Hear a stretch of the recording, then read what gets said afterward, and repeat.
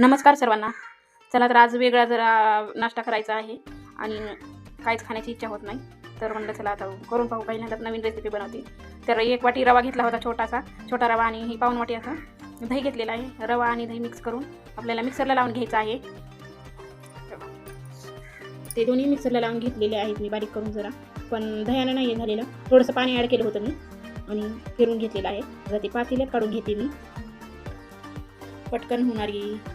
पटकन करायचं होतं तर लगेच लागलीच मी केली. थोडंसं द्या त्याला मरू दिलं नाही, काय नाही. इथे थोडा जरा कॅमेरा आडवा झालेला आहे आणि अजून परत थोडंसं पाणी ॲड केलं, लईच घट्ट झालेलं होतं. असं ॲड केलेलं आहे. आणि आता चवीनुसार मीठ टाकून घेते मिक्स करून, आणि ते मीठ टाकून मिक्स करून घेतलेलं आहे. तोपर्यंत आता ताटामध्ये टाकायचं आहे आपल्याला. ढोकळा टाईप म्हणायचा, त्याला ढोकळाच म्हणायचं. तर ताटाला तेल लावून घेतलेलं आहे. नंतर थोडासा इनो टाकते मी आता त्या पिठामध्ये. थोडासा इनो आणि थोडं पाणी टाकून मिक्स करून परत लागलीच टाकणार आहे मी ताटामध्ये. टाकून घेते ताटामध्ये. छान असं छान लागतं, नक्की करून पहा एकदा. छान झालं होतं, काहीतरी वेगळं नवीनच पहिल्यांदाच मी बनवलेलं आहे. तर हे असं ठेवलं ताटात.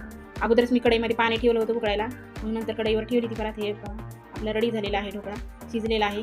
साईडनं हे कडा सुटलेले आहेत म्हणजे शिजला आहे. तर आता थंड झाल्यानंतर त्याला कट करून घेऊ आणि थोडासा तडका टाकायचा आहे. तर तडका साधंच टाकलेला आहे. जिरे, मोहरी आणि थोडंसं लाल तिखट आणि तेल याचा तडका टाकला आहे. थोडंसं परत तिखट मुलांसाठी म्हणून मी थोडंच टाकलं, जास्त नाही टाकलेलं. त्याचा तडका दिलेला. हे पहा फायनली झालेला आहे. पूर्ण क्लिअर निघालेलं आहे हे पहा असं झालेलं आहे. मग कसा वाटला व्हिडिओ? थोडा जरी आवडला असेल तर नक्की लाईक करा. नवीन असेल तर प्लीज चॅनलला सबस्क्राईब करा. भेटू आता नंतर पुढच्या व्हिडिओमध्ये. बाय.